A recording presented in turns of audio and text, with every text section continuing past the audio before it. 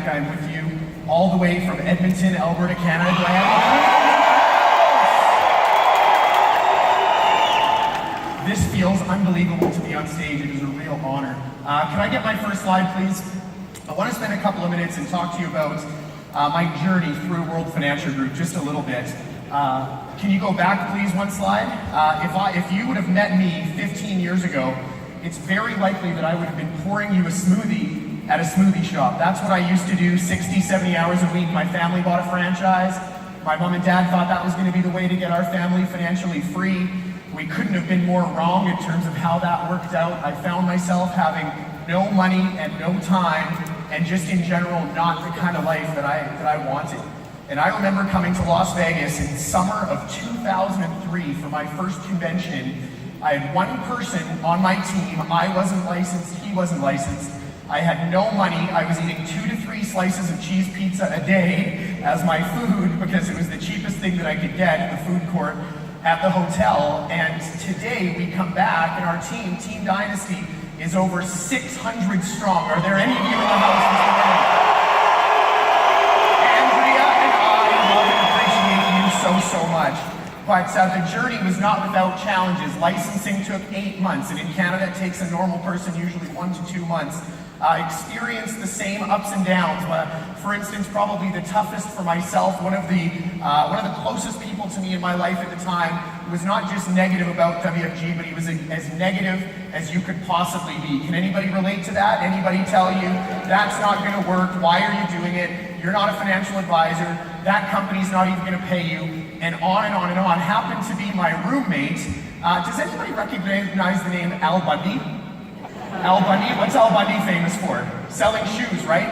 So my friend that lived in my basement of my house that I bought was my Al Bundy sitting in the basement. He would come home from selling shoes all day miserable, and he would do everything he could to attack what I was doing and belittle me.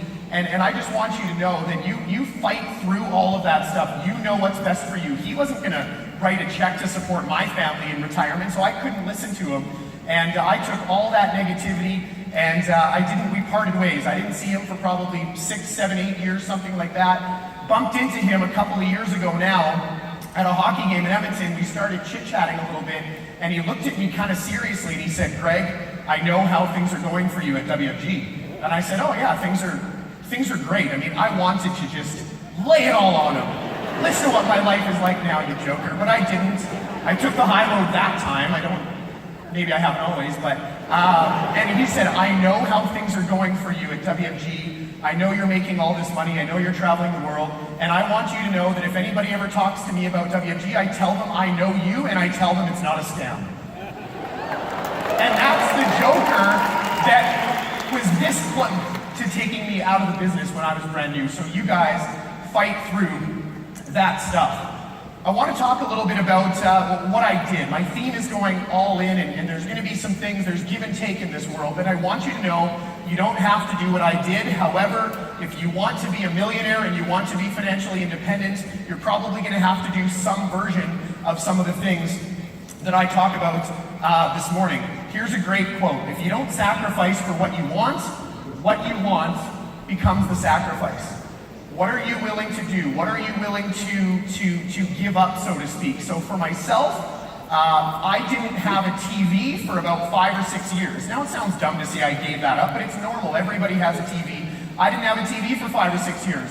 So I'm a normal human being. If I did, I probably would have gone home and turned the sports highlights on probably just about every single night. What did I do instead? I read good books. That helped me keep a pace of personal development of about a book a week for 2 to 3 years because I didn't have a TV. I didn't play golf. I love to play golf. Cam Agnew will tell you I'm not very good at it, and it's totally true, but I'd rather be rich than good at golf. But I gave up golfing. For 6 or 7 years. I said, I'm not playing golf till I get to CEO.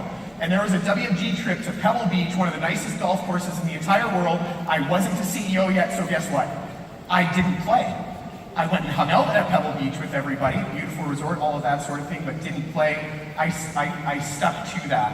And activity-wise, I want to try to give you something at least just a little bit tangible. It's difficult to give a lot of tangibles in just a real quick talk, but I think it's so important that you absolutely have to have a simple, clear, burning desire as to why you're going to do this, why you're going to put in the hard work to get where you're trying to go.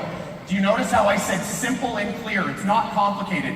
Should you have a big business plan and all that kind of stuff? Absolutely. But I'm talking about just something simple that fires you up. For me, I hated my day job, going to run our smoothie shop, 60, 70 hours a week, in there at 6:30 in the morning every day, sometimes working 10, 12, 14, 16 hours a day, depending on how nice it was outside.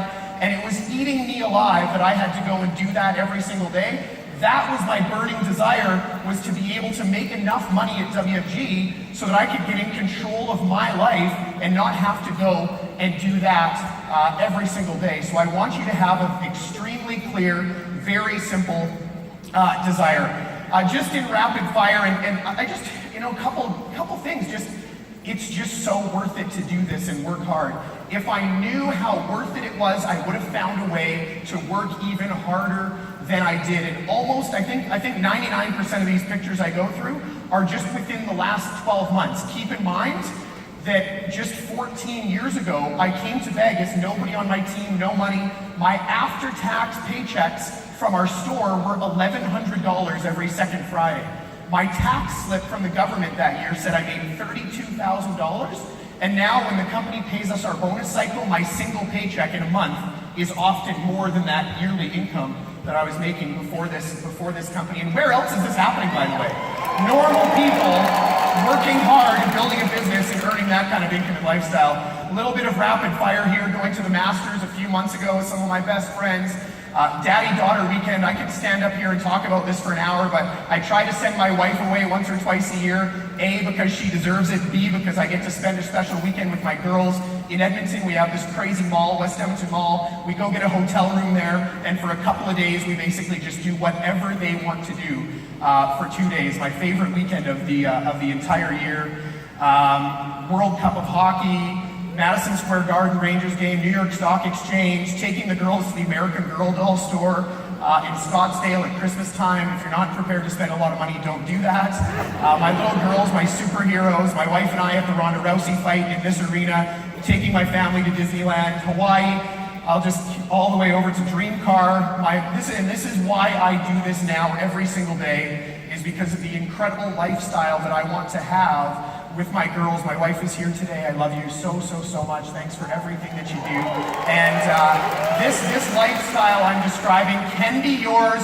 Work hard. Don't listen to the naysayers. I love you all. It's a pleasure to be in business with you. Have an awesome day!